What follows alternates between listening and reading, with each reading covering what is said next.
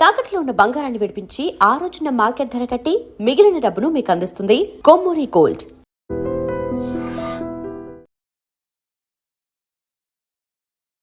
నమస్కారం గురుగారు. నమస్కారం గురుగారు, ఏప్రిల్ నెలలో మీన రాశి వారికి ఏ విధంగా ఉండబోతోంది? తప్పకుండా అమ్మ. ఓం శ్రీ గురుభ్యో నమః. ఓం శ్రీ మాత్రే నమః.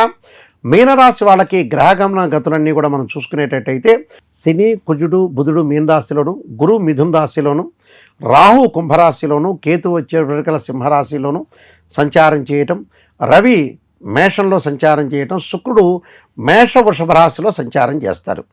మీనరాశి వాళ్ళకి రాస్యాధిపతి అయిన గురువు కొంత అనుకూలంగా లేడు కాబట్టి ఆర్థిక సంబంధమైన వ్యవహారాల్లో కొంత జాగ్రత్త ఉండాలి, కొంత పొదుపును పాటించాలి. అలానే ఇక్కడ మీనరాశిలో జన్మంలో కుజుడు, శని, బుధుడు ఉండటం వల్ల 3 గ్రహాలు బాల ఆరోగ్యపరంగా ఇబ్బందులు కలగకుండా చూసుకోవాలి. కొంత మానసికంగా మెంటల్ టెన్షన్ వచ్చే అవకాశాలు బాగా ఎక్కువ ఉంటుంది. రుణాలు బాగా లభిస్తాయి, రుణ బాధలు తగ్గే అవకాశం ఉంటుంది. కానీ ఏదో రకమైన ఆలోచనలు ఒత్తిడి గురయ్యే అవకాశాలు ఎక్కువ ఉంటాయి. అంటే తల్లిదండ్రుల గురించి కానీ, పిల్లల గురించి కానీ, భార్యా పిల్లలు కానీ, ఏదైనా సరే వృత్తిపరంగా కానీ, వ్యాపారపరంగా కానీ మానసికంగా దిగులు పొందే అవకాశం ఎక్కువ ఉంటుంది. ఆ దిగులు చెందటం అనేది తగ్గించుకోవాలి. దాని తర్వాత శుక్రుడి యొక్క బలాన్ని చూసుకుంటే ద్వితీయార్థంలో శుక్రుడు బాగున్నాడు. అంటే ఏప్రిల్ మధ్యలో 15వ తారీఖు వరకు కూడా డబ్బులు చేతిలో తిరిగే అవకాశాలు ఎక్కువ ఉంటాయి. ఫైనాన్షియల్ పరంగా ఇన్కమ్ గ్రోత్ అవుతుంది. ఆ తర్వాత 15 రోజుల తర్వాత కొంత ఆర్థిక పరంగా డబ్బులు వెతుక్కునే అవకాశం ఎక్కువగా ఉంటుంది. అలాంటి వెతుకులాట లేకుండా కొంత జాగ్రత్తగా ఉండి పొదుపు చేసి ముందుకు వెళ్ళాలి. అలానే కేతు యొక్క బలం వల్ల పిత్రార్జితం బాగా కలిసి రావటం, తండ్రి ద్వారా వచ్చే సంక్రమించే ఏదైతే ఆస్తిపాస్తులు వీళ్ళ చేతికి రావటం ఉంటే అన్నదమ్ముల మధ్యలో సఖ్యత బాగా పెరగటం, కోర్టు సమస్యలు బాగా తగ్గటం, వాహనాలు కొనుగోలు చేసే అవకాశాలు, వాహన ప్రాప్తి కలిగే అవకాశాలు బాగా ఎక్కువ ఉంటుంది.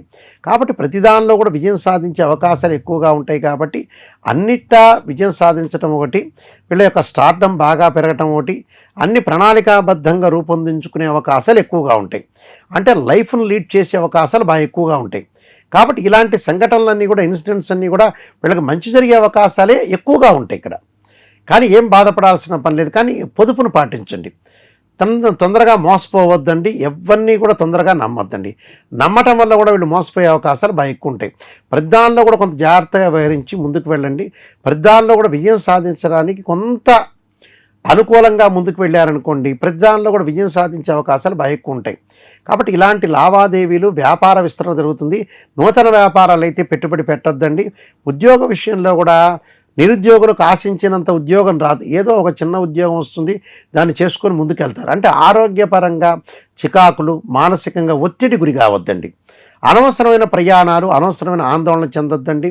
అనవసరమైన డిస్ప్యూట్స్ చెందకుండా ఉండటం చాలా మంచిది. కుటుంబంలో కూడా భార్యాబిడ్డల మీద కూడా కొద్దిగా వీళ్ళు కుటుంబ పరంగా అధికంగా కోపం ఉండి వాళ్ళతో కూడా డిస్ప్యూట్స్ అయ్యే అవకాశాలు ఎక్కువ ఉంటాయి. అలాంటివి రాకుండా మీ వృత్తిని ఆనుకొని ఉండండి. వృత్తిలో దైవత్వాన్ని చూపించుకొని ముందుకు వెళ్ళారంటే ఆటోమేటిక్గా వేరే వ్యాపకాలను పెంచుకోండి. వేరే వ్యాపకాల ద్వారా పెంచుకొని ముందుకు వెళ్తే మానసికంగా స్థితిగతులు మారిపోయే అవకాశాలు ఎక్కువగా ఉంటాయి. అంటే ఇలాంటి విషయాల్లో కొంత శ్రద్ధ పెట్టండి. శ్రద్ధ పెట్టి ముందుకు వెళ్తే మంచి జరిగే అవకాశాలు బాగా ఎక్కువ ఉంటాయి. ఇలాంటివన్నీ కూడా ప్రతిదాన్ని కూడా మనం ఆలోచన చేసి ముందుకు వెళ్ళారంటే లైఫ్ స్టైల్ మారిపోతుంది. ఎక్కడైతే నెగిటివ్ ఉంటుందో దాన్ని పాజిటివ్ చేసుకోవాలి. అందువల్ల పెద్దవాళ్ళు అనేవాళ్ళు స్త్రీయ లోపం మెరుగుట పెద్ద విద్య, లోపం మెరిగిన వాడే పూర్ణుడవుతాట. మనలో లోపాలను మనం శ్రవణం చేసుకున్నాం అనుకోండి, జీవితం అనేది సత్య మార్గంలో వెళ్ళిపోతుంది. జీవితం మంచి మార్గంలో వెళ్ళిపోతుంది. మంచి జరిగే అవకాశాలు ఎక్కువ ఉంటాయి. కొన్ని పరిహారాలు చేసుకొని ముందుకెళ్తే మంచి జరిగే అవకాశం ఉంటుంది. ఈ మీన రాశి వారు ఎలాంటి పరిహారాలు చేసుకోవాలి గురువుగారు? తత్పురుషాయ దే మహాసేనాయ ధీమే తన్నో షణ్ముఖ ప్రచోదయాత్ అనే మంత్రాన్ని మంగళవారం రోజున రాహుకాలంలో దీపం పెట్టడం ఒకటి, కందులు దానం చేయటం లేదా కందులతో ఉన్న వంటకం కూడా వితరణ చేస్తే చాలా మంచిది. పాలు వితరణ చేయటం ఒకటి, అలానే వరాహి స్థుతి పారాయణం చేయటం ఒకటి. దాంతోపాటు ప్రధానంగా వీళ్ళు చేయాల్సిన గోసేవ చేయటం చాలా మంచిది. గోసేవతో పాటు ఆరోగ్యపరంగా ఇబ్బందులు ఉండకుండా ఉండాలంటే శరీరే జర్జరీభూతే వ్యాధిగ్రస్తే కలేవరి ఔషధం జాహ్నవీతోయం వైద్యో నారాయణ హరి అనే మంత్రాన్ని చాలా చక్కగా చదువుకోవాలి. ఈ చక్కగా చదువుకోవటం వల్ల కూడా వీళ్ళకి మంచి జరిగే అవకాశాలు ఖచ్చితంగా ఉంటుంది. దత్తాత్రేయ స్వామి యొక్క పరణ దత్త కవచము శనగలు దానం చేయటం వల్ల వీళ్ళకి మంచి జరిగే అవకాశం ఖచ్చితంగా ఉంటుంది. ఏప్రిల్ మాసంలో మీనరాశి వాళ్ళందరికీ కూడా శ్రీ పరమేశ్వరుడి యొక్క కరుణాకటాక్షం ఉండాలని ఆశిస్తూ సర్వే జనా సుఖినో భవంతు. ధన్యవాదాలు గురువుగారు. ద్వాదశ రాశుల వారికి ఏప్రిల్ నెలలో ఏ విధంగా ఉండబోతుందో తెలియచేయడానికి ఈ రోజు మనతో పాటు సుప్రసిద్ధ వాస్తు జ్యోతిష్య పండితులు పంచాంగకర్త బ్రహ్మశ్రీ డాక్టర్ నాయకంటి మల్లికార్జున శర్మ గారు మనతో పాటు ఉన్నారు. వారితో మాట్లాడదాం. నమస్కారం గురుగారు. నమస్కారం అండి. గురుగారు, ఏప్రిల్ నెలలో మేష రాశి వారికి ఏ విధంగా ఉండబోతోంది? తప్పకుండా అమ్మ. ఓం శ్రీ గురుభ్యో నమః. ఓం శ్రీ మాత్రే నమః. ఏప్రిల్ మాసంలో ప్రధాన గ్రహాలను మనం చూసుకునేటట్టయితే శుక్రగ్రహం యొక్క బలం అనేది బాగా ఎక్కువగా ఉంటుంది మేషరాశి వాళ్ళకి. ఎందుకంటే మేషరాశి వాళ్ళకి ద్వితీయాధిపతి శుక్రుడు జన్మంలోనూ ద్వితీయంలోనూ ఉండటం వల్ల వివాహాది శుభ కార్యక్రమాల యొక్క ప్రయత్నాలు కొనసాగించే అవకాశాలు బాగా ఎక్కువ ఉంటాయి.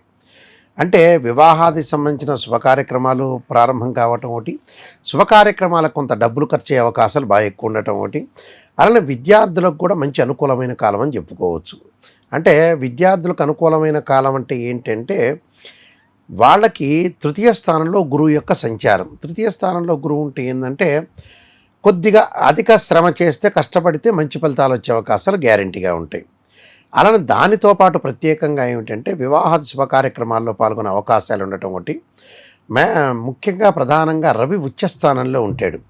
రవి ఉచ్చస్థానంలో ఉండటం వల్ల ఉద్యోగ ప్రయత్నాలు అనేవి సఫలీకృతం కావటం, మేషరాశి వాళ్ళకి అనుకున్న ప్రయత్నాలన్నీ కూడా కార్య విజయం దాల్చే అవకాశాలు ఎక్కువ ఉంటాయి. అలానే 12వ స్థానంలో వీళ్ళకి శని కుజుల యొక్క కలయిక ఉంది. అంటే ఆరోగ్యపరంగా కొన్ని ఇబ్బందులు రాకుండా చూసుకోవాలి. అంటే వాహన ప్రమాదాలు కానీ అగ్రికల్చర్ ల్యాండ్ కొనుగోలు చేసేటప్పుడు కూడా కొన్ని ఇబ్బందులు కలిగే సూచనలు బాగా ఎక్కువగా ఉంటాయి. ఇలాంటి విషయాల్లో కొద్దిగా అప్రమత్తంగా ఉండి ముందుకు వెళ్ళాలి. అంటే కుజుడి యొక్క ప్రభావం వల్ల వాహన ప్రమాదాలు రాకుండా చూసుకోవాలి. అలానే ఇక్కడ రాహు యొక్క ప్రభావాన్ని మనం చూసుకునేటట్టయితే లాభస్థానంలో ఉండటం వల్ల విదేశాలకు వెళ్ళే అవకాశాలు ఎక్కువగా ఉంటాయి. అంటే విదేశాలకు వెళ్తారు. ఆ విదేశాలకు వెళ్తారు, అక్కడ హోటల్స్, రెస్టారెంట్స్ ఇవన్నీ కూడా వాళ్ళు ఒక బిజినెస్ పెట్టుబడులు పెట్టే అవకాశాలు బాగా ఎక్కువగా ఉంటాయి.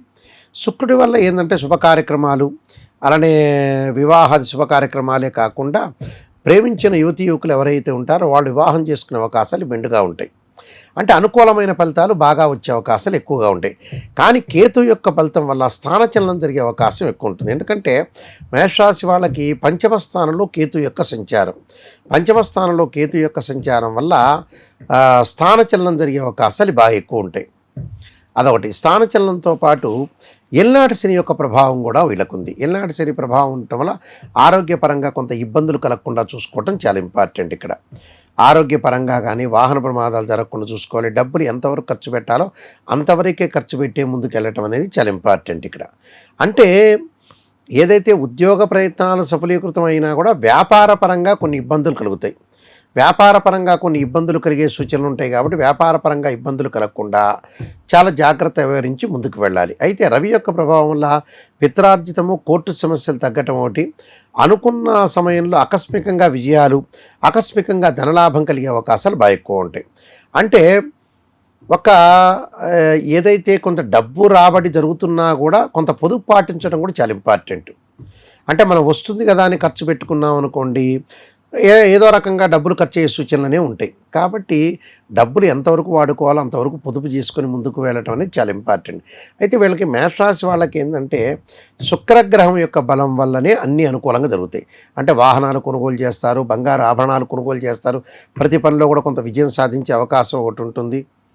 అంటే గ్రహగమన గతులన్నీ కూడా మనం పరిశీలన చేసినట్లయితే గురువు తృతీయ స్థానంలో మిథున రాశిలో సంచారం చేయటం, శని కుజులు మీన రాశిలో సంచారం చేయటం, రాహు కుంభరాశిలోను, కేతు వచ్చే సింహరాశిలో సంచారం చేయటం, రవి వచ్చేటప్పుడు ఏప్రిల్ మాసంలో మేషరాశిలో సంచారం చేయటం, అలానే బుధుడు మీన మేషరాశిలో రెండిట్లో కూడా సంచారం చేయటం, శుక్రుడు వచ్చేటప్పటికల్లా మేషరాశి వృషభ రాశిలో కూడా సంచారం చేస్తారు. కాబట్టి ఇక్కడ గ్రహాలు అనేవి ఏప్రిల్ మాసంలో తొందరగా మారుతున్నాయి. ఆ తొందరగా మారుతుండటం వల్ల మేషరాశి వాళ్ళందరికీ కూడా మిశ్రమైన ఫలితాలు ఎక్కువగా వస్తాయి. ఆ మిశ్రమైన ఫలితాలు వస్తాయి కాబట్టి కొంత పొదుపు పాటించడం ఒకటి, ఆరోగ్యపరంగా వాహన ప్రమాదాలు జరగకుండా చూసుకుంటే సరిపోతుంది. కొన్ని పరిహారాలు చేసుకుని ముందుకెళ్తే వాళ్ళకి మంచి జరుగుతుందమ్మా. గురుగారు, మేషరాశి వారు మరిన్ని అనుకూలమైన ఫలితాల కోసం ఎటువంటి పరిహారాలు చేసుకోవాలి?